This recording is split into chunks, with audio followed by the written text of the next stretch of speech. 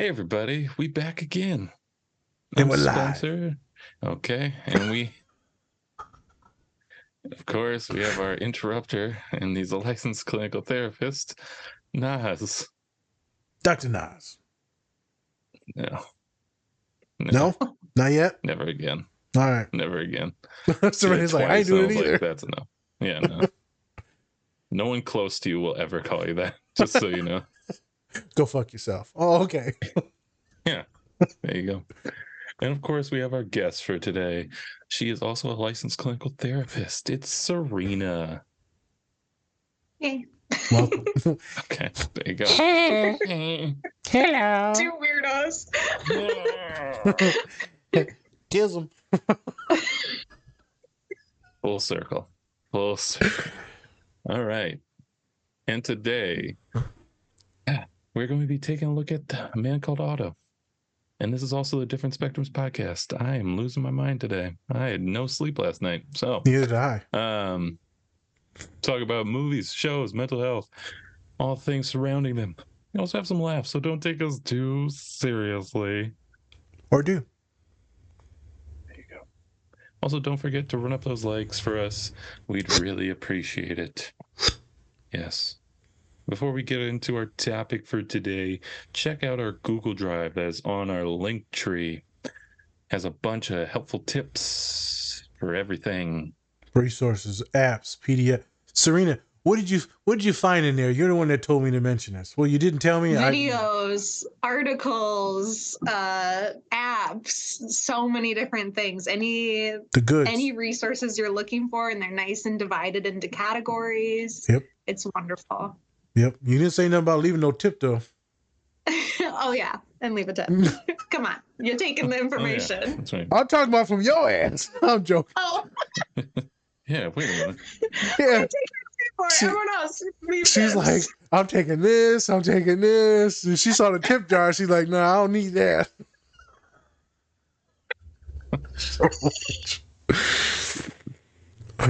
All right. And also, we have some June guests coming on the show.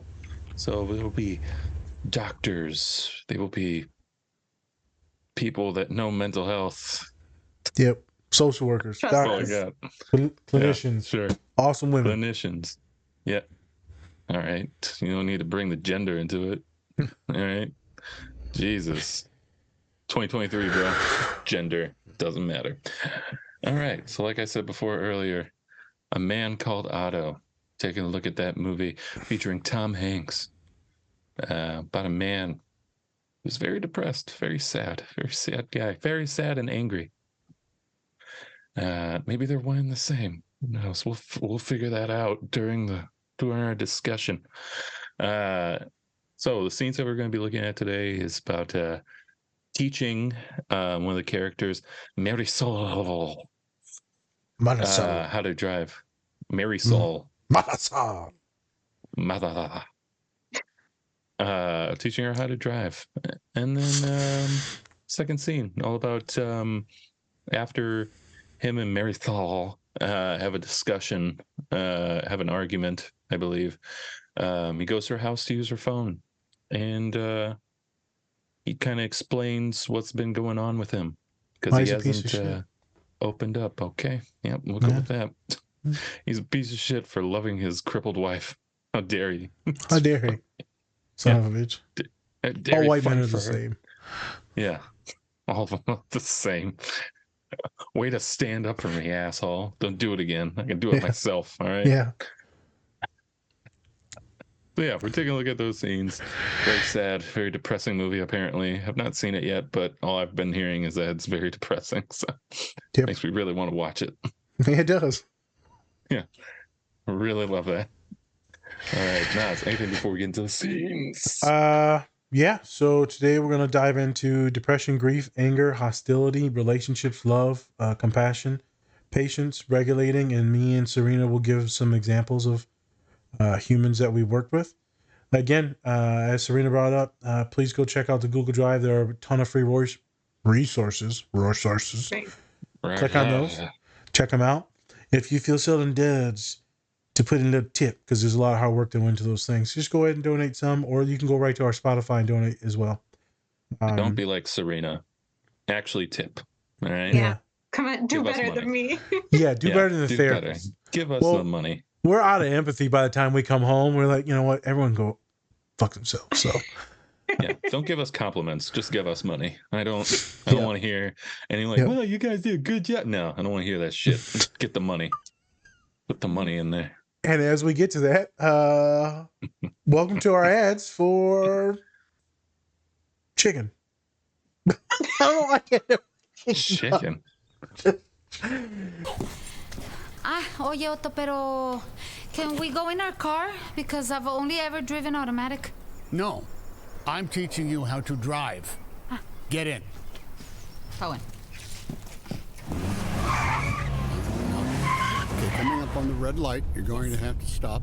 Okay, but I get the clutch, right? You get the clutch. Okay, in the and then clutch. press in on the brake. No, keep the clutch in. But in the brake, I put the clutch. Clutch and brake. And now, brake. No. Brake. No, espérame, no me grites. Brake. Don't No, shout at me. I am not shouting at you. Clutch in. It's in. We're going to stop and clutch in and brake. Brake, no. brake. No. The car is stopped. Don't hit the car.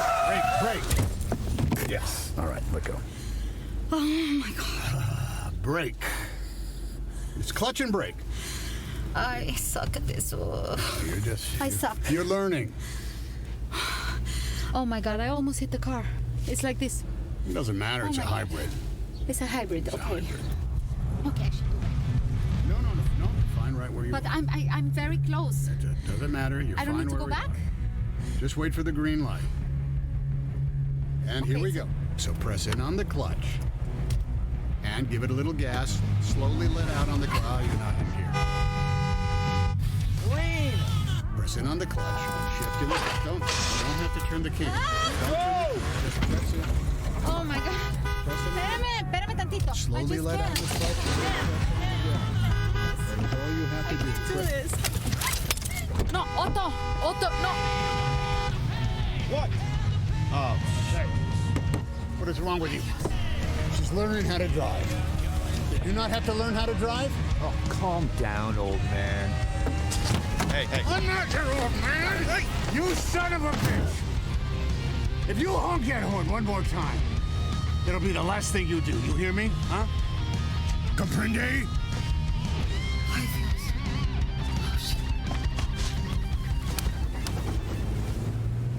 Now you listen to me. You have given birth to 2 children. Soon it'll be 3. You have come here from a country very far away. You learned a new language, you got yourself an education and a nitwit husband, and you are holding that family together. You will have no problem learning how to drive. My God, the world is full of complete idiots who have managed to figure it out, and you are not a complete idiot. So, clutch. Shift, gas, drive.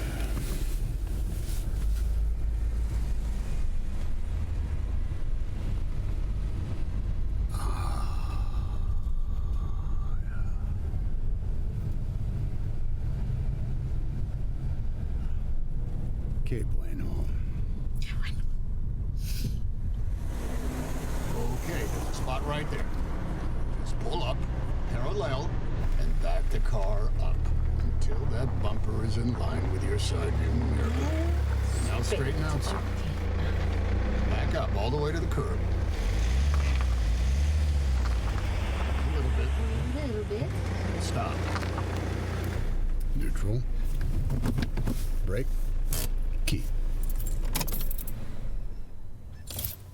Is that it? That's it.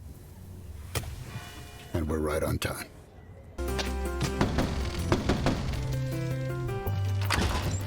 I need to use your phone. Why can't you use your own? Mine is disconnected at the moment. Why? That doesn't matter.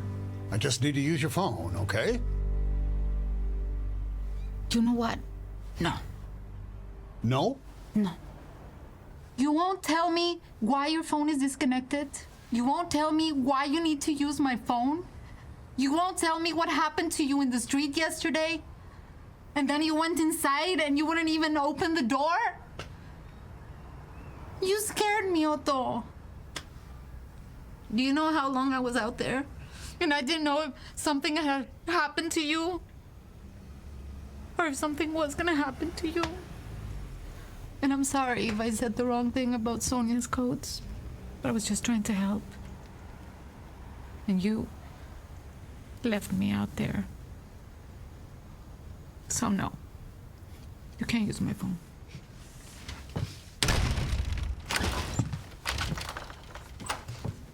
You think your life is so hard because everybody's an idiot and you have to do everything on your own, right? Right? But guess what? You can't. No one can. And I think you should just be happy that someone was trying to help you get through a crappy day. Even if they're an idiot. So. The real estate bastards are trying to force Anita and Ruben out of their home. That's why I need to use your phone. Okay, fine.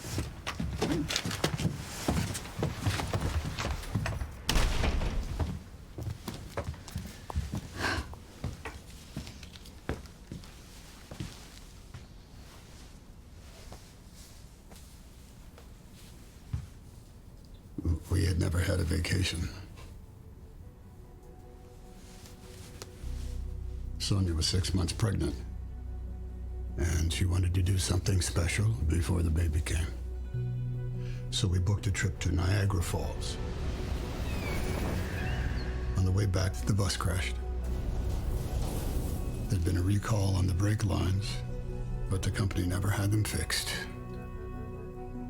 Sonia was paralyzed, and we lost our son. After 3 months, she was finally able to come home. But they had started building the new condos and the community center and the walkways, none of which were designed for people in wheelchairs. The builders could have changed their plans, but the laws weren't in place back then, and they didn't care. The garden I did. And we're putting in a new playground I cared. for everyone. But there are plenty of places. And I was so these days for people angry. like your wife. What does that mean? People like her? What does that mean? What do you mean? What does that mean? What do you mean? Get off of me!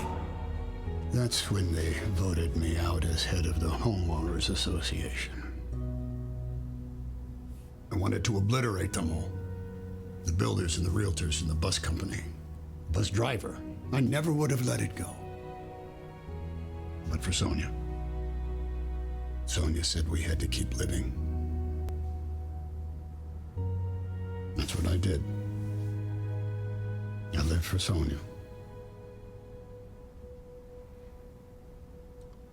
6 months ago, she passed away. Cancer. I was going to join her. That's why I had them disconnect my phone. But now I think she wants me to keep living. And I have things to do. And we're back. And we're live. Like a Here it comes. like a Egg McMuffin biscuit. That's what you had. That's the thing that you had. I planned that one. It just. All right. Sausage McMuffin. I Okay. still fucked it up. I was supposed to say sausage. Idiot. You did your best. McGriddle. Thank you. Thank you for being so affirming, Serena. Yeah, thank you, Serena. Really appreciate that. It makes sense with the scene. She never just calls you a fucking idiot ever. She never does. Even though you are, never does. She's Anytime like- you say something stupid, she's like, you know what? I agree with it. You know what? You Orange know what? juice. You're Yeah, a I good was gonna say person, something random Nas. too. Nas, you're a good person. And Yeah. You know what? yeah. And someone will love you. Sausage. I don't Yeah. know who, but like, yeah, you're a simple person. I'm like, what? Did you just call me simple? God. I always have to have the yin and the yang. She's like, oh my gosh, it's fine. It's fine. I'm like, shut the fuck up, dude. It's Spencer's like, he's not going to learn his letter words if you're still being nice to him. Fair. Okay. All right. So after all that, we just watched the first scene from Man Called Otto, where he teaches Marisol how to drive. And at first, it wasn't going so well. She didn't know how to use a automatic or manual. There it is. There it is. Calm down. All right, calm down. All right. There was 2 options. I picked the wrong one. All right. And then she's having trouble. And then she's at a stoplight. And dude in a pickup decides to start honking his horn because she's having a panic attack, freaking out. And then Otto gets out of his car and kind of, punks the other dude into stop honking his horn because she's just first learning how to drive. You're never gonna yell at her. Just like that. Yep, just like that. He was that size too. And then after that, he gives Marisol really reaffirming words to tell her, like, you've done a lot. You've done a lot of things. You've had 3 children now. And you can learn how to drive. You learned a language, you can do it all. Yeah. And she starts driving and then parallel parks on a curb, which didn't really have any criticism about that, but it's fine. It's fine. It's okay. We're all learning here, right? We are. She's a good person. She's a good person. You can drive on the curb. It's fine. So that's kind of the scene. Let's start with Serena. What'd you think of the scene when you first watched it? When I first watched it, I aspire to have that level of patience with my own children when teaching them to drive, of the ability to just kind of remain calm and talk them through it. I tend to get on the same level. Yes, I'll freak out with them. But I do have to say, I can absolutely relate. My first vehicle was a manual, and it is anxiety inducing, especially if you're on like a hill or at a stoplight and you're just learning with a manual. The amount of times I killed it. So I can absolutely relate to her. Okay. Mm-hmm. So that was just kind of some of my first thoughts. And then, of course, kind of bringing it to experiences with clients of learning a new skill and kind of being a part of that mentoring of, okay, we've got some barriers right away, the anxiety that comes into changing behaviors, but trying to remain calm, talking yourself through it, reminding yourself of like, hey, I'm a resilient person. I've done hard things before. Maybe I'm struggling right now, but if I can kind of collect myself, take kind of some of those transferable skills, bring them over. Maybe I can do this too. So there's a lot of overlap there too. Yeah, for sure. What about when you go ahead? I was just going to say the other part of it too is I think there's some psycho ed with anxiety of that pressure you feel if you've ever had the experience of like somebody's watching you do something or, yes, honking the horn and your brain just shuts down. You're like, I can't do this. So I thought that was also a good example of that when we feel that overwhelming pressure and our frontal lobe just shuts off and we're not able to even problem solve or think rationally. If someone watches me do something, or like when I used to have the intern sitting with me, I'm like, the kid ain't usually that stupid when they sit with me. Or, they usually say shit. The amount of times that I've had interns sit with me, and it's been one of my wonderful neurodivergent students, and it'll be like one of the quieter ones. And they're like, yeah, nah, so you did a lot of questions. And I was like, yeah, well, I got to get the kid to say something. And they have to be very specific and almost chronological. And it's never with like a student, like where we have a good conversation going and they can see me like therapizing. It's always like super awkward. And then the student's already shy. And then now it's even more awkward. I'm like, God damn it. Yeah. I had one come in on call when someone was shadowing me this year. And they were like a firecracker. They're just, and I had to slow them down like 3 times. It was one of my clients. But they came in on call. And then the other person's like, so that was intense. I'm like, yeah, she's good. Like she just needed a place to like vent a lot of stuff. She's good. But But it's still, even at year 8 now, it's still weird to have like people watch you. Like as soon as someone looks at you and you're like doing something on the computer, you're like instantly, I already can't spell. And then they start watching me spell. Like I'm spelling something on Zoom and they're just like, you're a fucking idiot. I have to like pep talk myself similar to the talk he gave her of like, you are a therapist, you've been a therapist, you know how to do this, you know how to therapize things and work with people. Yep.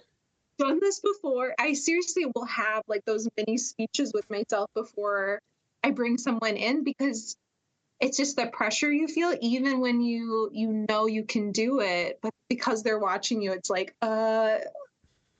my brain turns off almost always. It's like, what am I going to say? Oh, I'm going to start off with my name first. And I never remember to start off with my name. I'll be like 40 minutes into it. I'm like, hey, by the way, Bobby Joe. By the way, my name is Nas. And they're like, oh, I wondered who you were. I'm like, yeah, sorry. I wondered who you were. Yeah, I wondered who you were. Hello, stranger. Talk to me about therapy. I don't even fucking work here. I'm just a janitor. I picked up some books. I was just taking a shit. I just need a bathroom. I'm about to go back to work. You know? Drives away. So sad what happened to you, though. Let me show you the therapist. Jesus Christ. I'm telling you, the way he interacts with her throughout the entire show to me is just fun to watch. Because he's like nasty to her, but then he also kind of does adore her. She gives him food. He looks at the food. And he's like, he writes down interesting, but he's tearing that shit up. Tearing it up. All the food, the cookies. He's like, yeah, leave the cookies. Leave the cookies. And like, obviously trigger warning for a lot of folks because he tries to kill himself multiple times in this. He's just such an interesting character. And the relationship and dynamic between those two is wonderful. As a therapist, let's say you're Tom Hanks in that situation, you're patient, you're grounding her, you're affirming her, you're creating a plan, now you're executing the plan. So let's say he's a therapist throughout the show, but he also has a ton of shit and issues, and he is healing from her, and she is healing from them, right? Both of them are healing and learning from each other. So in the therapy dynamic and setting, it always goes like that. It's not just like, fucking everything and then that's it. They don't affect you. They do. The other day, I'll say this and I'm going to ask Serena a question and then Spence. I had a grad student come in and he's like, you know what? I'm going to fucking drop out of this shit because I'm a fucking idiot. I'm like, no, you're not. And now I'm going to be poor and I'll probably end up being homeless and then living on the street. I'm like, okay, let's break this down. As a PhD student, you make about $12.50 an hour at this university. $12.50 an hour. You get a job at Walmart right now for $17. So you actually have more money if you were to quit this job. And she was like, whew, that actually felt pretty good. I didn't know that shit. My group therapy students, one of the other PhD awesome woman, she's like, she said this and did all the numbers and all that stuff and was helping other people ground. So I said, you know what? After my person regulated the other day, I said, I'm going to send this person an email and let them know that it helped you because that will make her smile.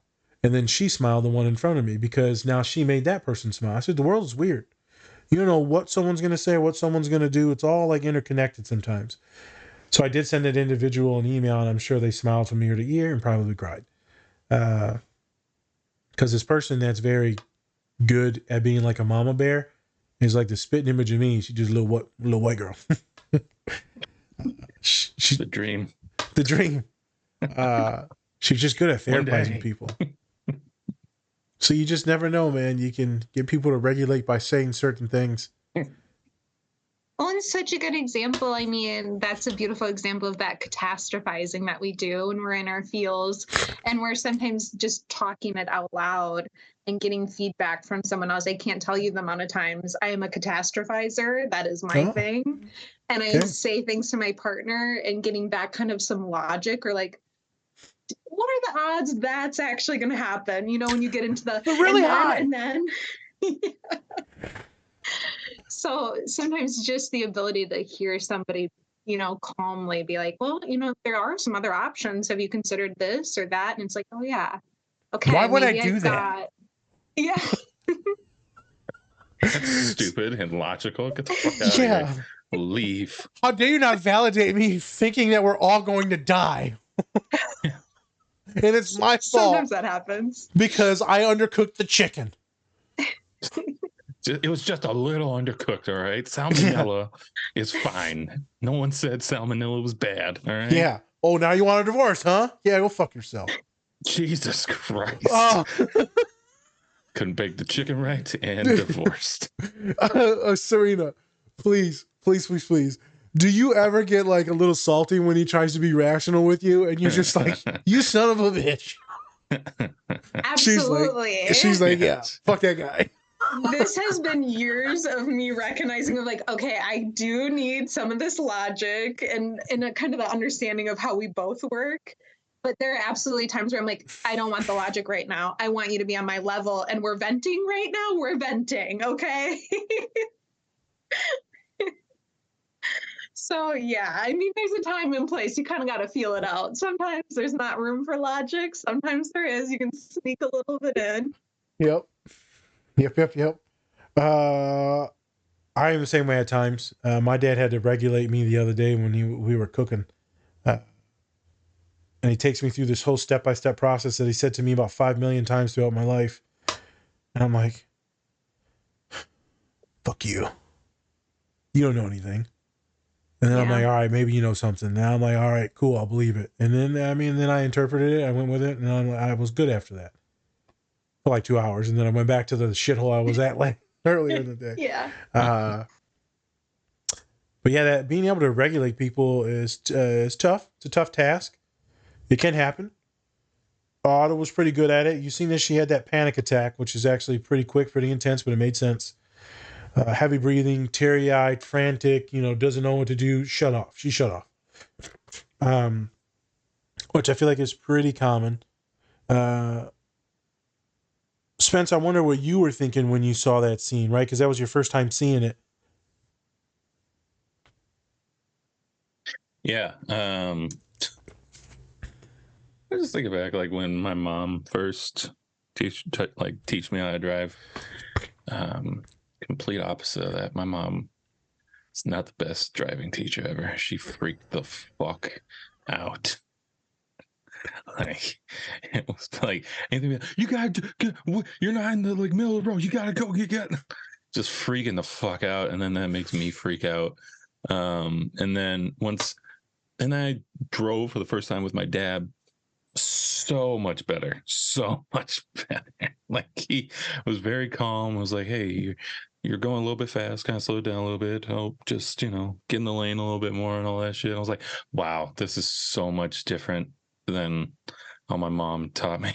It's like, just freaking out. Like my mom's she's a really good driver, but her teaching skills need some improvement a little bit, just a little bit. And so that's what I was kind of think of like my dad and how he was, making sure to be a lot more calm with me.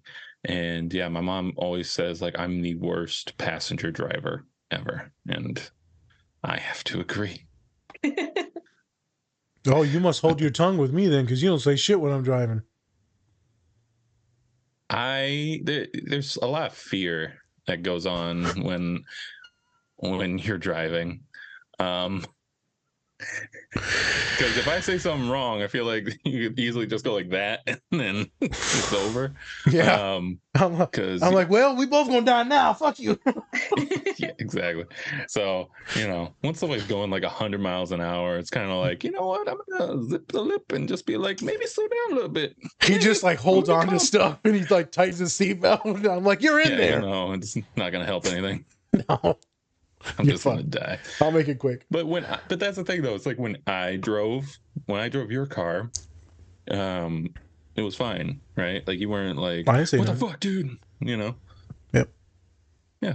And it's for my mom, it's good, it's bad because it's like, it gets me so I'm at the peak of my anxiety when I'm with her, and like I can't go any further up.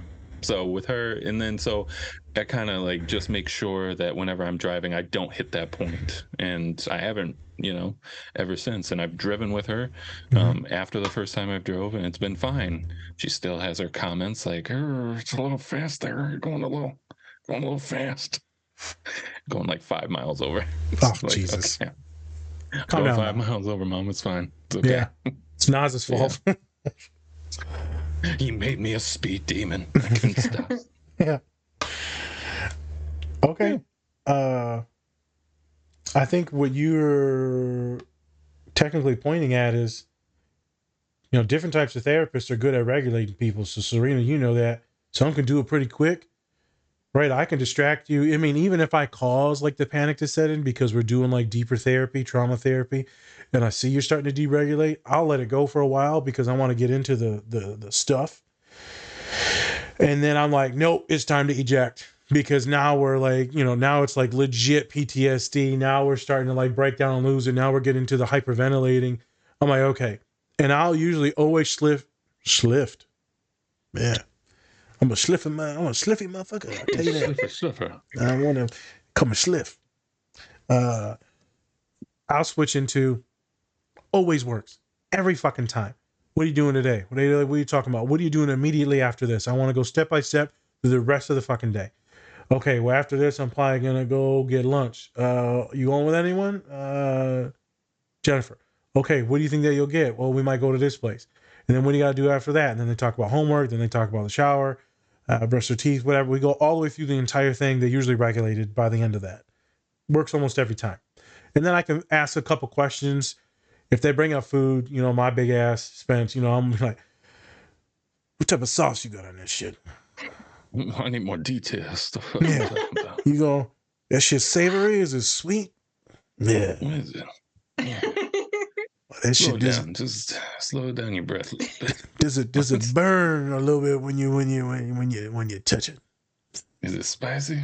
You like a spice? I tell you, and then I gotta go through the cultures, the ethnicities of spice. Is it Mexican spicy or Indian spicy? Those are very different spices. Different spices. And then the student be like, "Is your fat ass just hungry?" I'm like, "Damn, what was we talking about again?" Oh, Are that's you right. horny or hungry? I don't Your dad know. hated you and you never felt love. Got it. Are you horny or Maybe I'm hungry? both. Who knows? We should call that a food place. Horny and hungry? That will not end up good. No. Sounds terrible.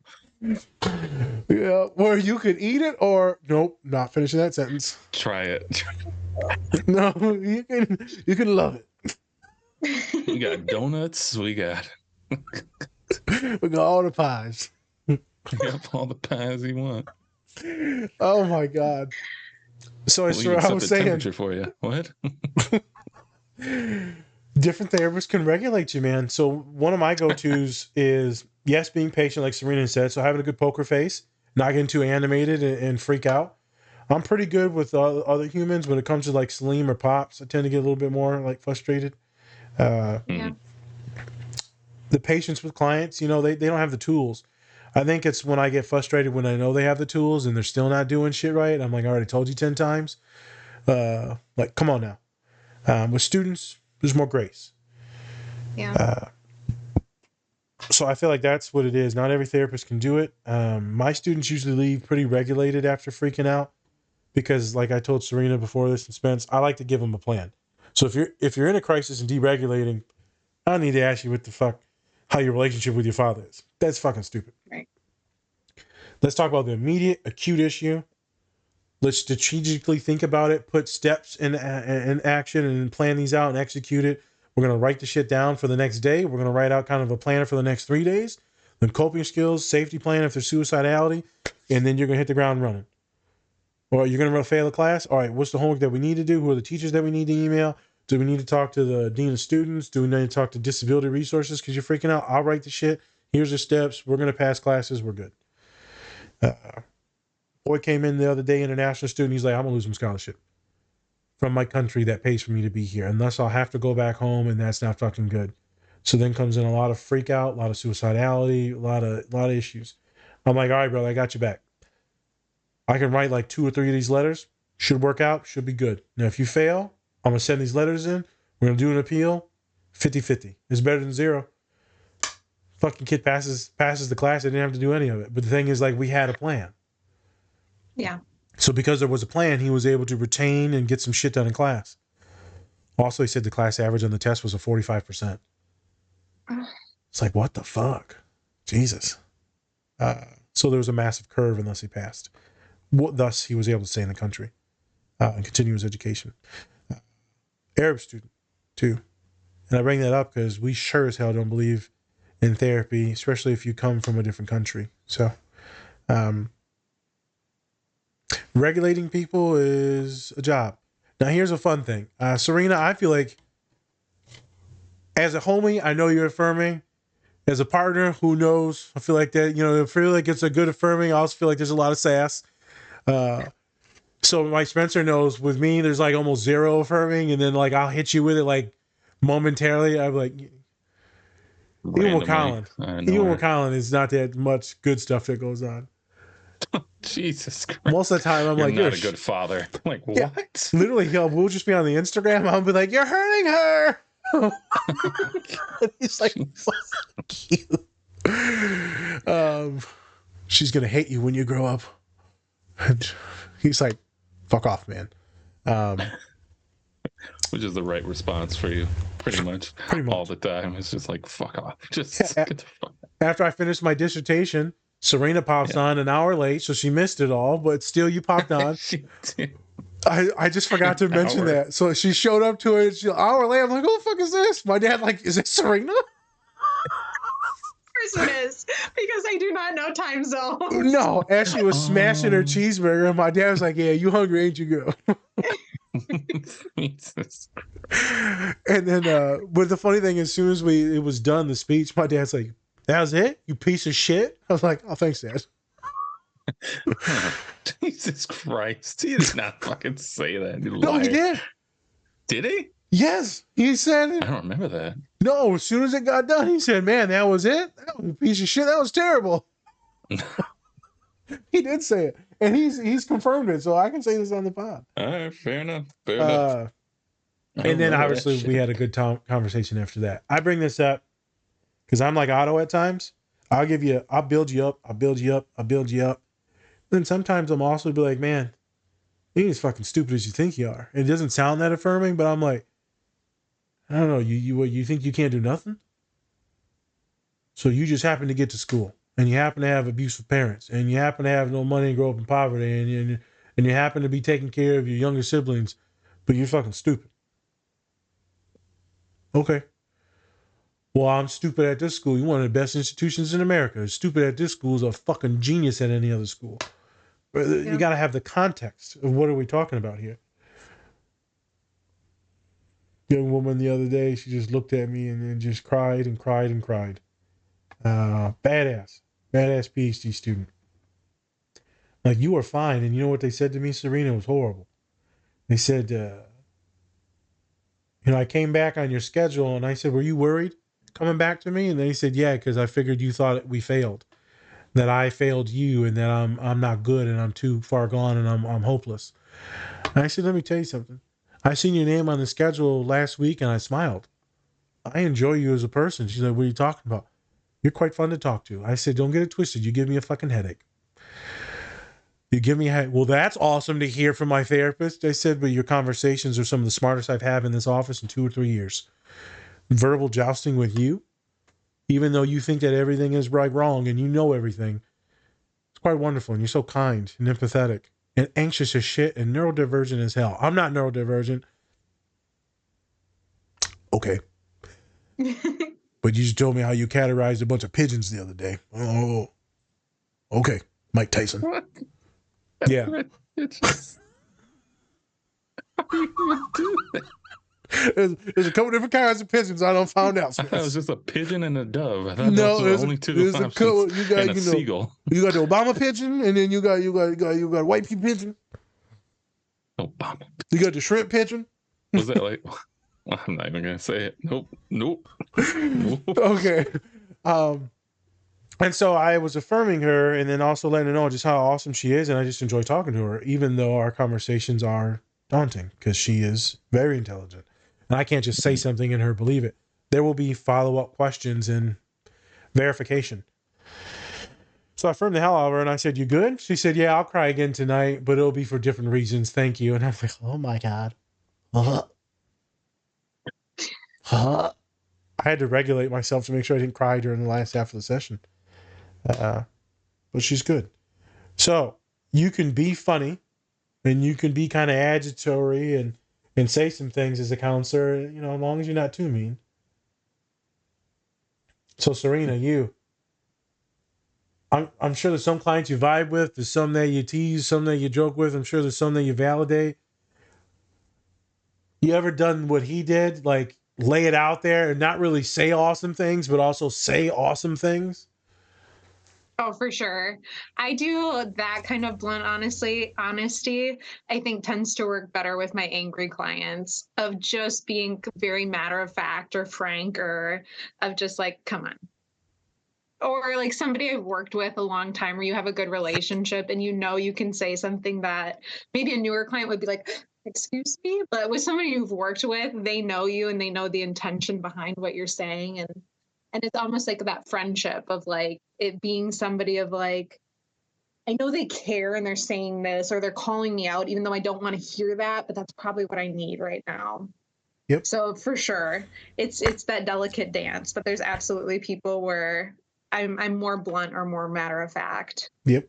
Very delicate dance. For those of you that are in therapy and treatment, you're more than welcome to guide your therapist as well, because sometimes we don't know what you want or what you're looking for. Are you looking for more strategic plans, skills? Are you looking for more affirming and validating, just venting?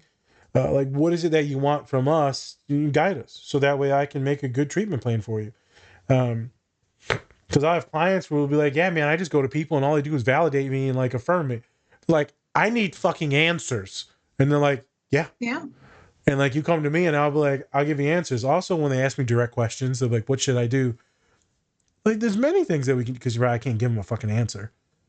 And then I could say what I would do, but I'm like, I'm also like a 6'2", 340-pound Mexican Arab. So, right. Who like used to murder people. So, joke.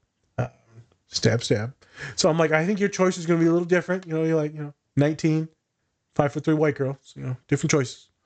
And they're like, they wouldn't be that different. I said, no, I probably throw that person out the window. But I mean, you can do whatever you want to do. And then I'd be like, please don't do that. Sure, yeah, I gotcha. Wink, wink. Yeah. I won't Make sure there's do no that. cameras. Make sure the glove don't fit. Okay, OJ. Okay. That is such a good point, though, of like, you The have stabbing? autonomy. No, not the stabbing. Oops, I was on a different. The autonomy people have. You heard it here first, folks. The glove don't fit. You must have quit. Here it goes, Serena. I knew it. Oh, nasty. Serena knew. She knew. She was watching the OJ trial. She was like, she like, he got it down. Told you. No, Told you. That's the juice. Yeah. Oh, you learned from Bobby, the teacher. You know Bobby too? Oh, that's the Bobby technique. Bobby? Yeah. What a fool. No, the reminder of therapists are people too, and you have autonomy in session. I always try to remind clients of that. No, don't go stabbing people. Oh, sorry. But to acknowledge, hey, this is what I'm looking for. Like sometimes I'll have clients that come in, they're like, I'm going to be fine. I need to vent about this, and I just need you to be on the same page with me. Or I need perspective. I need to be challenged. I need this. It's totally, we do not know all. Sometimes we get it wrong. So the ability for you to even recognize, hey, I think I'm needing this right now. Say it. Say it, do it. And then if you're a good therapist, you're checking in and you're asking. Yeah. I just got an email last night from one of my boys who graduated. Say, hey, man, I don't know where you are, where you at. I just want to let you know how much I appreciated you and thank you for everything that you did for me. I didn't get to see you the last 4 months of school, but things were good. I seen him in the weight pit once or twice, and he came up to me and talked to me with some of his boys. And I saved those. This is a human that was many humans. They'll go to other therapists and they're deregulated the entire time. They'll come to me and they're just vibing. And like, this don't make no fucking sense. I don't know what to tell you, man. Is it the toys that you're playing with, or is it just the way I ask questions, or the personality? I remember this one specific human. He was so deregulated the first 2 times, he couldn't wait to get the fuck out of the office. I pulled the eject cord on him one time. Hey, man, we ain't gonna talk about shit, man. You're getting weird, and you're shaking, and you're freaking me out now. We're just gonna talk and chill. So we just talked and chilled. A couple more sessions go by. And then the next semester, we see a couple times. Next semester, see a couple times. Talk through some relationship, internship stuff. And just things just change. You give people a better perspective. Especially when they're neurodivergent and they're asking you all these different questions about humans. And so you need to be more specific and matter of fact. That affirming shit's not going to work for us. It's good. But also, like, we're asking you a direct question. Why do humans do this? Don't fuck us ask, why do you think humans do this? If we knew, we would have told you, asshole. We wouldn't be asking the question. Okay. Fun scene. Oh, FYI, just in case my one human listens. Hi, everyone in the podcast. This is 1:05 in. So 1 hour and 5 minutes in. I told the client, and I timestamped it as 105 minutes in, which it is not. And so I got my ass chewed out for that. For that human, go fuck yourself. There it is. Waiting for it. Waiting for it to go fuck yourself. Yeah. You specific ass motherfucker. Wasn't going to be nice. Whatever you're gonna say. Yeah, like, no. Thanks a lot. Oh, Like, no. she know who she is. Yeah, she know. We working on this in therapy. Stop being so. This is why people don't love you. That's why you'll be alone forever. Remember that. Whenever she does give me shitty ass things like this, she just laughs, and I'm like, "You know I hate you, right?" She's like, "Yep." Okay. Let's continue on. We'll validate you at the end. All right. Next scene. Yes.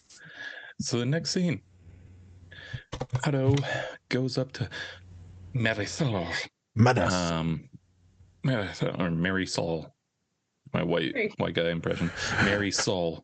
Yes. Marisol. Yes. I still sound in Spanish. C. Jesus. And cancels. And oh well. So he goes up to her house to use her phone because his phone is disconnected. And she's very mad at him. All right, motherfucker. I'm trying to get through it, and you're like, me.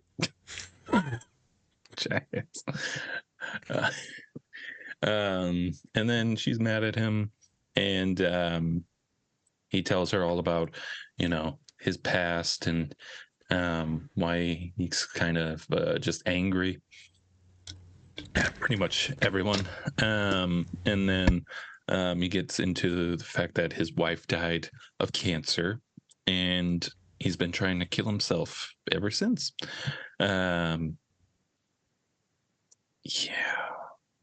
Yeah. There's the darkness. I have nothing to go after that. Yeah. But then, he's also trying to help one of his friends out to make sure that he doesn't lose his house. And then he's just trying to do a lot more good than, thinking about all the bad things inside of his mind. So he's kind of preoccupying himself. Yeah. So let's get into a discussion about this. Serena, what are your thoughts? Oh gosh. I mean, you got this. One, you're a if strong you haven't woman. seen the movie, Strong black woman. as maybe heavy as the conversation of suicide is, it's also, there's components of comedy within all of his attempts, and it's such a beautiful story of him kind of having to figure out how to live for himself when previously he had lived for his partner, and then in losing his partner, completely, I guess, even kind of going off this, but dysregulating and being like, well, I don't know how to live now. Yeah. So his decision originally was, I'm not going to live. And then this tale of meeting different people and finding a new purpose in life, which I think that is a really, really important part. So even in grief, of then finding that purpose of what's keeping me going or what to anchor myself to. But I mean, for him, there was so much anger. And so kind of seeing him learn to cope with all of the anger and even the parts of anger that are kind of comical, where you just almost had to like giggle at him. You're like, oh my gosh, you're such a grumpy old man. But yeah, I just really enjoyed the movie for all of that. So I mean, that's my initial thoughts, just kind of on the scene. One big thought I guess I have is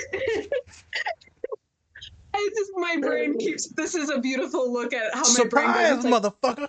New thought. This reminds me a lot of the heaviness that our clients bring into session, and they're like, here you go. Because here she was, she's like, what's going on with you? I was scared for you. Tell me, talk to me. And then boom, he just drops it all on her, the heaviness, and her sitting in that with him. It reminded me a lot of just the variety of experiences through the years where, that first time a client drops something super heavy on you and you're like, oh my gosh, to now getting to a point where it's like, yep, like this happens, and building comfort with that heaviness. But that was another thing I had of just that being a experience I've had. And for some reason our clients love to do it also at the end, near the end of session. They're like, by the way, this, okay, bye. You're like, whoa, let me wear your glove. It's a vibe, Serena, man. I think the worst for me is I'm okay with them dropping the bomb in the first session because, that's the heaviness. I'm prepared for that. Now, when it's an ongoing client and then there's just some randomness that drops, specifically with my women that email me on Saturday, Sunday, Monday to talk about an event that happened, I know what that's alluding to. It's usually some type of abuse or assault. And so those are terrifying emails. I have people that will come into the office and they're like, hey, we need to talk about something. I'm like, okay. And I'm like, whoa, didn't know this was coming. Or it'll be like something that triggered something in the past, and it's intense. If I am not mentally prepared to take on an emotional trauma, or if you're walking me through your story and I'm in my neurodivergent metaverse, in my mind visualizing and feeling all of it, and I'm inside my body scanning while I'm walking through your visual that you're providing me, if I'm not prepared, then I walk right into it. It hurts. It's like it just happened in the room because I'm physically reliving it. So those are tough. It's happened to me a few times where I'm like, fuck. Well, this sucks. Sometimes it'll happen where clients will drop something very minuscule and it'll hurt. Or I'll say something and I'll be off looking out in the distance like I am now, scanning my body and then saying things and giving them 3 or 4 different things to pick from to see what they are feeling. And one of them, a couple of them the last few weeks, have said that one. Ugh, that one? This is how you feel about yourself? And they're just crying. And it's tough because I don't like seeing the pain and the hurt. So then, I let them talk and we talk, and then we come back to it. And I said, this is what you agreed with. God, how the fuck is that belief even stuck in there? This is the belief? This can't be the belief. And then you start to work your way back up and you help them regulate it. And then, like you said, Serena, it's by the time I even get to dive in, it's towards the end of the session. And then we have to do journaling and work on it next time. Bombs like he dropped, I'm going to have to cancel my next meeting. Right, I'm going to be late. I'm going to be 30 minutes late to my next person. They're going to be all right because we're going to need to talk about this or sit in it. Because you can't tell me that you just getting ready to like kill yourself and your partner's gone and that was the only reason why you lived. It'd be a tough session. We're going to sit for a minute. Most people wouldn't handle it as stoic as he would, right? Me and Spence were talking. Definitely feels very neurodivergent to us, him and his friend Ruben, or ex-friend, but now current friend Ruben, who's disabled. Yeah, it's just tough, some of those sessions. So sometimes it's about regulating yourself quick as shit, as Serena knows. That way you can continue to work on their stuff. Sometimes you can sit in it and be like, this is how it made me feel, kid, and I'm just sad as fuck for you. So we're going to kind of sit in that for a minute. And they're like, wow, this is something I'm okay to be sad about? I'm like, yeah, this is fucked up. Yeah. No one should have to go through this. This is sad. Oh, I thought I was being a punk or a baby or, excuse my language, a bitch. The P word. I'm like, no, man, this is legit. This is some shit to cry about. I don't give a fuck what you're crying about. It's all valid to cry about, because if that's your thing, that's your thing. I got students that cry about all types of shit. I look them in the eye and they just start crying. What's wrong with you? Why are you so nice to me? I ain't nice. I saw the eye of Sauron in him. Yeah. Look, So you much turned darkness. to cement. Darkness. Now, as I looked in your soul, and all I saw was gravy. Like, you fat motherfucker. Cement. So, How do you swap out cement and gravy? I don't know. Motherfucker, you just full of gravy, ain't you? Did gravy and chocolate milk? Chocolate. Okay, I'm done. Serena, Yes. give me an angry client or a grieving client, and how did you get them to come back to reality, to come back to want to live? I'm gonna give you an example. Sometimes I don't even know what I'm saying when I'm saying it. I'm just trying to get somewhere, and hopefully I say enough shit to get to where I'm supposed to go. So I'm gonna explain that fucking word salad in a second. But Serena, any example, and then I'll give an example, and then we'll ask Spence a question. I have a couple, but honestly, I have one that's more recent, a male client that was kind of a combination of grief and anger, but it wasn't maybe your typical grief in the sense of it was like a death or a significant loss, but more of a grief of life not looking the way that they thought it would. Facts. Or not having a parental, it was focused on a parental relationship and it not looking your stereotypical way. Yep. And so they had come in with just a lot of anger over their parents' choices and the consequences and impact it had had on their life. And it was continuing to have. So they were kind of having to cope and deal with this anger of, why do they keep making these bad choices? And the reputation and the consequence it's giving me. The parent kept making bad choices, and the client felt like they had to take care of or keep that parent safe or kind of be available to that parent because they were making these bad choices. And honestly, what I've used with them and what I've used with a lot of my angry clients, especially depending when it's parental relationships, because I have some of that background in my personal life, is I do a little bit of just being open about my own experiences. And so for him, so I do this pretty delicately because, right, as counselors, we don't want to then make the session about ourselves. We still want to focus on them and their experience. But for him, there was a lot of guilt and shame with his experiences and other people not having other support people that have dealt with something similar. And so I just shared with him I've been in a situation similar to this. Here's the feeling I had when I was in it. Does that hit home for you, or do you relate to that at all? And he did, and he clicked. And so I think that was the first step, because he brought in a lot of anger, and the anger was very much of like, I want to push everyone out. Nobody's going to understand this. I don't want them to understand it because I feel a lot of shame. And so that was a moment for us to kind of connect. And that there's a little crack in that door that I could kind of sneak in.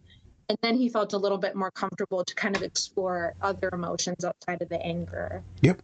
And then I could use my own experience to be like, I'm hearing you talk about you're really angry about this, but when I was in an experience like that, this is what I was feeling. Do you feel some of that too? Mm-hmm. And so that was kind of, I could use my own experiences to kind of pull some other, yeah. Yep. So that's the one off the top of my head. So I just did a lot of relating to him and kind of some modeling. And then we worked on of like, okay, how do we start to set boundaries? Where is the anger coming from? And for this individual, it was a lot of anger around him having to self-sacrifice. So then having to explore of, do we actually have to self-sacrifice? Or what's realistic amount of for you to pull back on? So he wasn't willing to fully give up everything, which is totally okay and understandable. But we at least explored of like, what can I pull back on? How do I keep myself, protected to some extent, but also be a little available to this parent? So it was just understanding of like, at what point, how much change are you willing to make here? Facts. I deal with clients that all the time when the relationship with the parent is not what it should have been or could have been, or the parent doesn't love them in the way that they should, or the parent is super dependent or, borderliney, manipulative, emotionally, just nasty, not affirming. And I'm working with some clients now that are going through that. And, we tie up some strings and then it's another thing. Then we tie up some strings and then it's another thing. And the client looks at me and they said, I'm just so broken. I don't have anything good. It's been a waste of a year. I think I was telling Spencer, Pops this, and I'm like, oh, it's a waste of a year. So all the shit that we worked through, it's a waste. I didn't do nothing. Okay. He was getting ready to quit school a couple months ago. And he was suicidal. But we didn't get through nothing the last year. Okay. Well, I'm not where I should be. Motherfucker, he was about to die a couple months ago. And then we handled all the stuff with your mom. And we got you to set boundaries and be treated the right way you wanted to, and then not fork over money. And right? And you got to go experience love from other family members instead of going back there. But we didn't do nothing in the last year. Okay. So now that you're having some breakup issues, the whole year is worthless. But you're about to finish a PhD. Yeah. Okay. So they just look at me and they always say, Nas, am I crazy? Am I broken? I said, we're all broken. I'm broken. And so I went into some stories like you did of modeling. And I talked about some relationship stuff and some love stuff and how I am and how I choose people. And I'm disconnected from pretty much most humans, very disconnected. But certain humans, there's love and friendship. But the other stuff, it's not there yet. I'm not ready yet unless I shut it off. There's a little tabby I shut off a long time ago. And could it be because of mom? Yeah. I can't go to certain places because of some things. When it comes to partnership. But I was dealing with a human, and they're depressed. They were depressed for probably about a year, and they went home in a different country, and their brother had passed away years ago. And they went to the gravesite, so they were already sad because they were talking to their brother, and they said, "Yeah, man, I'm fucking up. I'm failing all my classes. I'm a fuck up. You'd be disappointed in me." And so then they failed a bunch of classes, and then they failed some more classes, and then eventually ended up at my doorstep. And so the first session, I'm like, aha, I saw some things, didn't say much because I have to, this angry individual that's having relationship issues, class issues, different culture, different ethnicity. Let me go slow. Because they said, I would never be in therapy. Me? Why the fuck would I be in therapy? I said, we're doing it now, you dumbass. We're just talking. It's two men talking. We don't understand this scary thing. He's like, I told people to go to therapy, but I'm never going to go to it. I said, oh, that's funny. Well, you walked into my office the other day, and then now we're having a therapy meeting, and then we scheduled another one. So, ain't that some shit? And then you felt better afterwards, didn't you? I felt real fucking good. Now I'm in school. Okay. So I'm getting to the point where, so they saw the grave in summer. And I knew that they were causing themselves to suffer. After having all my weird ass conversations like I do, I got them to trap themselves in some words. At one point in time, they said choices. They said something about making choices. I said, I'm going to use that later against you. And then later on, they were talking about anger and then being more kind and more empathetic. And they didn't have any. I said, okay. We talked about grades and how they're going to pass these classes and graduate. I said, okay. And then we moved on. And we talked about their social anxiety. And we talked about Then with their partner, where they're not anxious, but they should be anxious with their partner. But with their partner, they're very blunt, more energetic, more. There's the nastiness. They're anxious and terrified of like everyone else. It doesn't make any sense to me. They should be terrified with their partner because they don't want to hurt them, and then everyone else go fuck themselves. That's not how it works because they're so insecure that they're doing horribly. They think everyone's judging them, which is pretty normal for most of us insecure, more anxious people. So I led into the conversation about your brother and how my boy was like energetic and bubbly and talking shit and personable. And then he went to the gravesite, realized he was doing bad, and then was just shame. I said, would your brother be happy right now about what you're doing? And he said, I don't know. Pass this one class, maybe. Okay. Would he be happy with the choices that you made? He's like, what are you talking about? The choices of you kicking your own ass. Would he want you to do that? Well, probably I deserve it. Okay. So you deserve to feel like shit even more, which makes you pretty much depressed and want to die, and then you do even worse in school. So your brother would want you to do even worse in school. Correct? No, he would want me to do better in school. Okay. But if kicking your ass is leading you to do worse, then he probably wouldn't want you to do that. Okay, I see where you're going. So why are you making the choice? It's not a choice, Nas. I said, no, you are making a choice to suffer. I understand you were in pain and sad and depressed. I get that. Earlier, you talked about your uncle or your auntie that's dying, and you're sad. I get it. And I said, he says, not my auntie, it's like my great auntie. I said, okay. So my dad's best friend was technically his uncle, and so it's my great uncle, and then he passed. And said that was fucked up. Fucked up the family during COVID. It was bad. I said, so I understand that. It's tough, especially in these Arab cultures. It's tough. So then we had the conversation a little bit further. I see, you see that fucking cat that's sitting up there by the book? That book that's supposed to tell you the crazy and shit, the DSM? He said, yeah. I see that book. I said, that cat. I remember I was in Texas, and it was before the funeral of my brother. He goes, wow.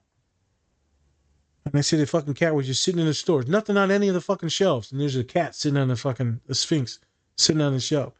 And he's just looking at me. My bad dad don't even like it in the house because it's fucking creepy looking, this Egyptian cat. So I keep it in the office and it watches the students, make sure they don't fuck up like he did. Not because he passed, just in general, a lot of fuck ups. So I related to the boy like you did. Let him see that I was angry or sad or depressed at times. So these are normal emotions for men to have, anyone to have. But I went back to the suffering. You're choosing to fucking suffer every day. And you're angry and volatile, and then you're anxious that people are judging you. Then you get shitty with them, even though there's no reason. I want you to write to your brother now. Talk to him. And then when you graduate in December, you'll write to him again. And if you fuck up and fail, well, you're going to write to him. You're just going to say like, hey, what happened was. And we'll figure it out. So that was his homework. He had to go home, talk to his bro, talk about how he's done some good things and how, right, I'm going to try and do things a little bit better and I'm working on it. And I'm sorry for beating my own ass for the last 6 to 8 months. So maybe now you won't be as angry. I said, last thing. You said that you're angry with your partner and you're getting in a lot of fights. I said, you realize the only fucking time that you smile with me is when you talk about her. The only time you show any personality is when you talk about her. I said, I want you to go home and you tease her because you said you like to be shitty with her. So teaser said, we talked about you in therapy today, you crazy motherfucker. You crazy ass woman.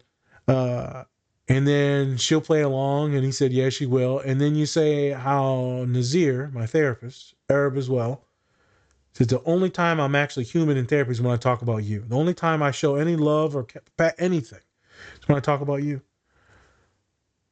I said, she will eat that up and then you will eat that up because it's true. He said, I would have never have seen that. It's all over you when you talk about her. Even when you're talking about the arguments.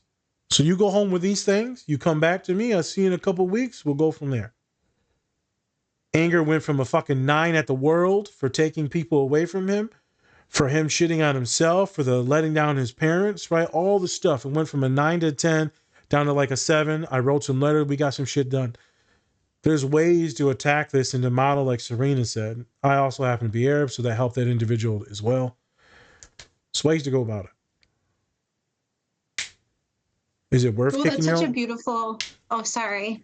It's just a good example of the perspective we can bring in. You know what I mean? We get sometimes we put those blinders on of the emotion. I'm just angry. And so I always tell people, like, you put the lens on of that feeling. So I'm looking at things that are making me feel angry. And I think sometimes that's the power of being a counselor, is we have the ability, we can see the things that are happening beyond just that feeling and can kind of bring that into their awareness of like, oh yeah, I was just looking at this one part, but there's actually another part here that I was ignoring. And using their words. I said, this is a word that you said earlier. Oh, yeah, I did say that. It gives it more power if you use their words. Yeah. So that's why I like to push. I like to relate things. And it's not always your typical anger where it's explosive like Tom Hanks, but like there's something in there that's stopping you from living. So obviously, folks, he tries to kill himself in the show multiple times. And one part of it, the wife is like, let it go. Let it go, man. There's too much anger. Let it go. And some of us need to just live for now. You don't know what the future is going to bring. You really don't. You really don't.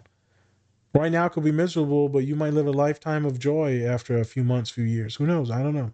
Is it worth it? I don't fucking know. It's up to you to find out. I told the client that the other day about relationships. Was it worth it, me letting go of one or two people that I loved that I could have married? I don't fucking know. Maybe I'll find out in 4 years from now. I said, when I see them married with kids and shit, it hurts. It sucks. But yeah, they're happy, so it is what it is. And I'm happy now too, so it is what it is.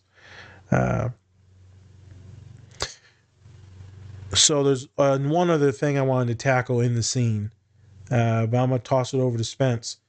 Play hot potato. Hot potato. Yeah. Hot potato. Motherfucker, can you eat the potato? I'm definitely hungry. Get some gravy. Oh, damn, we're back to gravy again. Who got the chocolate milk, by the way? Yeah. He just pops his titties out and just gravy. Spent, when you seen the scene, right? First time seeing the scene, what was some stuff that you saw that came up, or that you're like, damn, or anything that you related to at all?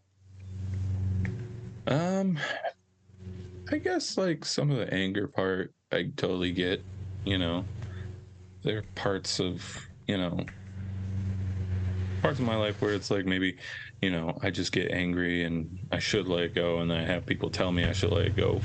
But at the same time, I don't really listen. Yeah, I guess I related to that a lot. The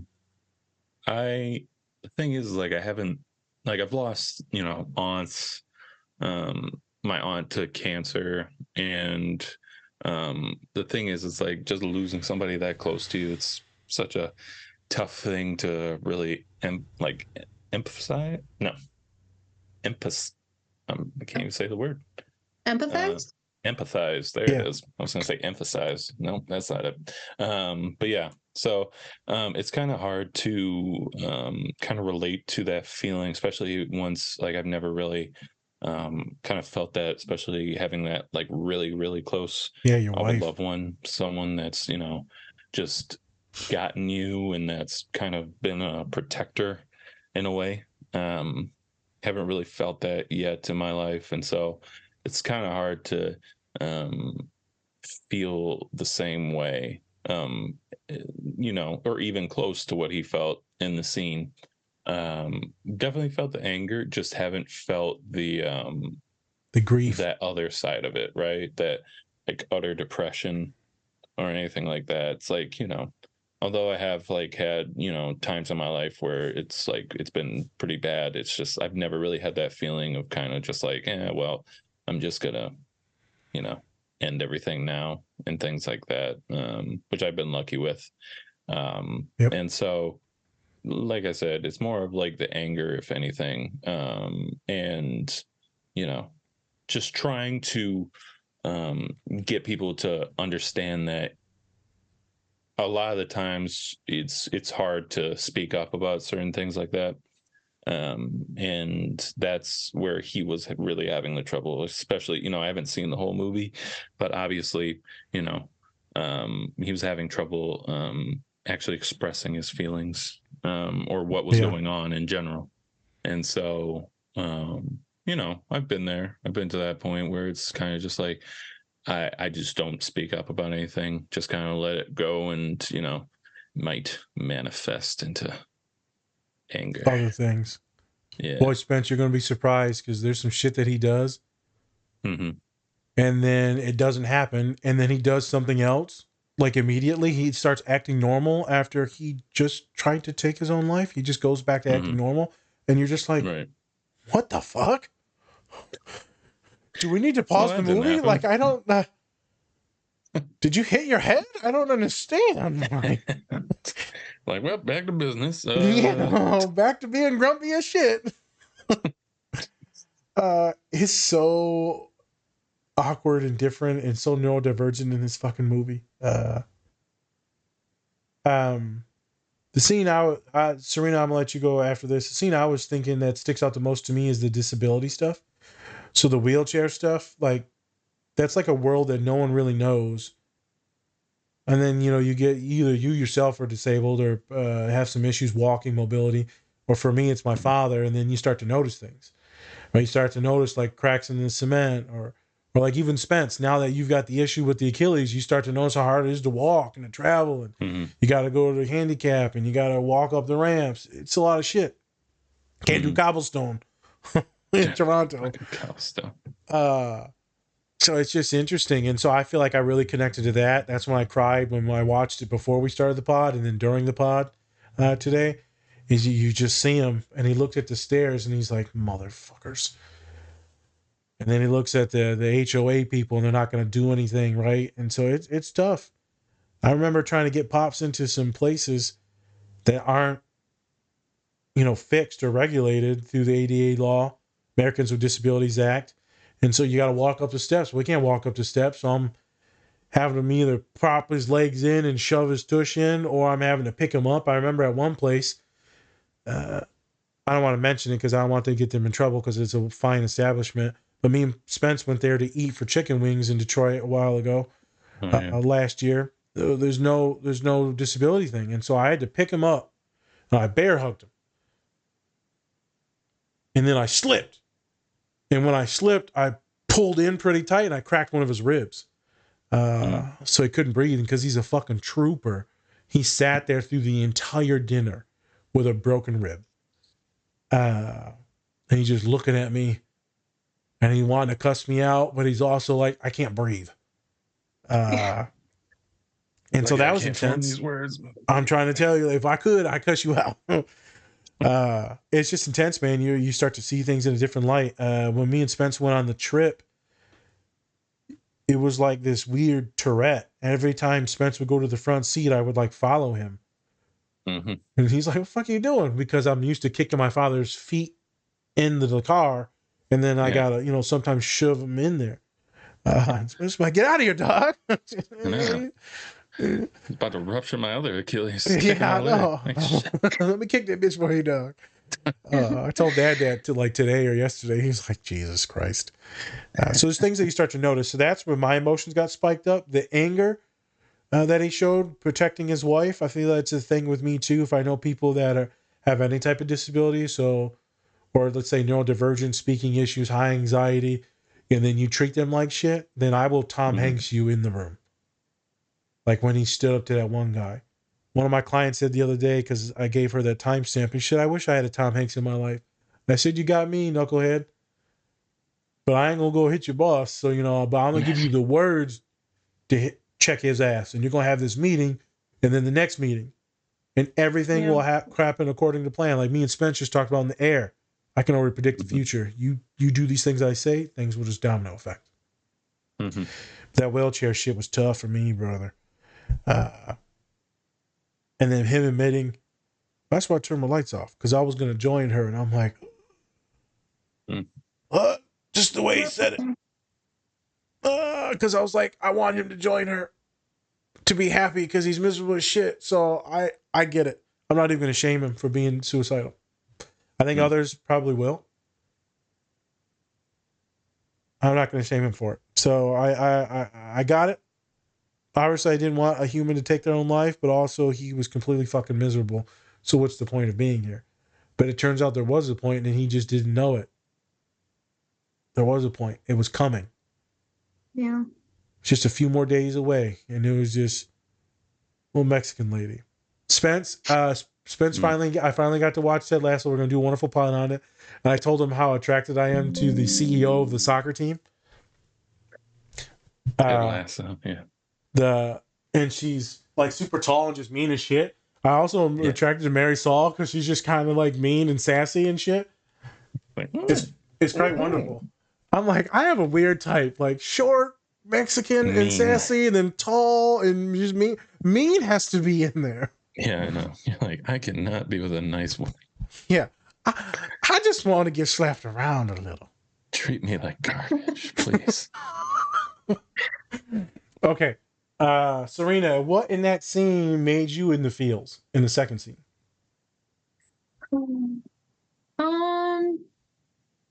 Well, I guess for me, it was like him finding the new purpose. There's so much of, I think my presentation to people is always a happy, bubbly, friendly type of person. But probably my biggest struggle in life was anger and overcoming anger and finding that alternate purpose. And so just for me, it was kind of like, oh, that like sweet moment of him just being like, I wanted to end my life. There was no purpose to my life. To in this next moment of like, I found purpose. And, you know, I don't actually think that's what I need anymore. And I actually think she wants this for me. So even that change in the belief system of she wants this for me to now I found purpose and actually I'm going to live for her in a different way. So just that big change in perspective. Mm-hmm. So that's what got me in the feels, especially like all of the anger, you know, those shoving everyone out. And that's why it was just such an enduring movie for me, because I mean, that's really of what it looks like working with an angry client. I think we're just chiseling. We're like slowly getting in there and breaking down that anger and getting to another place and then finding that purpose and even connecting with other feelings outside of just that anger. Yeah. So, I just liked him finding a new purpose. Life is tough. Yeah, Serena and me and you have had some tough shit. And then to be counselors and like our purpose is magnified times 1,000 compared to what we ever would have thought of. Like the people that we help and the people that we stop from hurting themselves, killing themselves, they treat others, but so much that we've done. I can't even imagine a life without, and this is me being a little narcissistic with me and you, but like the world would be a lot more cold without people like me and you. But maybe what makes us so warm is the traumas that we went through, because there are some studies that say that people with more trauma history have more ability to have empathy. But also a lot of studies are saying that people that grow up in certain situations have more caring and will give you things more than what other people will that are more privileged. Because we know what it's like to feel like that, and thus we will give. Look at you now. You're doing all types of shit. Therapizing people, and you got kids, and you're happy, and you've gone fishing. You can barely even walk, and you went fishing with your family yesterday. Yeah. That's what I'm saying. I should have pushed you out there. Some other hippos would have saw you. I'm joking. Yeah, honestly, I know. No, this is exactly like how my husband talks with me, and he's like, I really hope nobody in public sees me like say some of these comments like hippo or like. But that's how I talk also. So there you go. Hey, I'm one of them motherfuckers too. I ain't got no baby. I'll be wilding my ass off. Just cool to think. As I told a student the other day, see, talking to a ghost. You're supposed to be dead or in jail, and dead by homicide or suicide, correct? Because it was a time, and it was an attempt. So I mean, shit was weird. So you're talking to a ghost, and I said, my purpose. Maybe I already filled my purpose. Maybe it was holding the door open for this one random fucking jackass that smiled. Maybe I stopped them from hurting themselves one day. Maybe I stopped them from robbing the place. How the fuck do I know? I feel like I'm playing with free cards now. Life is just like kind of good. And she said, I need more than that. I need to know finitely like what's going on. I said, you're never going to know what's going on. There'll never be like I serve my purpose in the world. That's not a thing. Yeah. You're always going to be thinking, did you do more and more? And I'm like, fuck it. I think I already did it. So now it's just like free play. Yeah. It's like when you're a kid at recess and they're like, or at gym. It was gym. You know, like it's free play. You know, instead of doing like a certain thing, we have free time. All you fuckers just run around and, like, beat the shit out of each other. Yeah. Nice. You never know, man. So people watching the pod, let's see what your purpose is. As our last pod we talked about, step into those shoes and see what happens. See what happens. You don't know what's out there. Maybe it's just more fucking depression. Maybe it is, maybe it isn't. Who knows? Let's see what happens. Let's see what's on the other side of that. As I tell many clients, life is fucking tough and there's a lot of misery. And so if you don't find those pockets of happiness and people to have your back and little things to joy, if you don't actually look at the small things, you will drown in misery. But it's part of that being intentional. So looking beyond just that feeling of, yeah, I see some of these parts that suck. Can I identify one part that sucks a little less or is actually going okay? How long are you going to cause yourself to suffer? Yeah. I get it. You let your family down maybe a little bit, your brother down a little bit, and you know you're going to suffer for another 20, 30 years. You're 22. You're going to live to probably 70, 80. He said, Allah willing. I said, yeah. So what are we going to do? Can we make better choices? Tom Hanks, I'm glad he got to see some joy and happiness before the end. So folks, if you haven't seen the movie, watch the movie, get your tissues ready. And after this, I had to put on the stupidest fucking show just to regulate myself. It was something like Jennifer Lopez. It was so terrible. And I'm like, I hate this person. Sounds terrible already. It was horrible. It was so bad. But I immediately hated everything about the movie. And I was like, I feel better now. I'm back in the hate. Yeah. Go to the dark side. Yeah. Serena's like, yes. Yes. Unlimited power. Serena's like, I can teach you the dark arts. You're like, aren't you supposed to be my therapist? Murder. Murder. Here's my gloves. Carry out these duties for the dark side. Yeah. You shall learn from the best. Oh my gosh. It's Serena. Yep. And that's what it's like in session with me. So you guys pretty much summed it up. Yeah, pretty much. Even though she's bubbly as shit. Oh my God. That's all I got. Diagnosis. Obviously, grief disorder, prolonged grief disorder, which is new in the DSM. Definitely neurodivergent with OCD. Some may label it probably not neurodivergent and label him OCD and OCD-PD, OCD personality disorder. And then maybe they would probably label him avoidant disorder, personality disorder.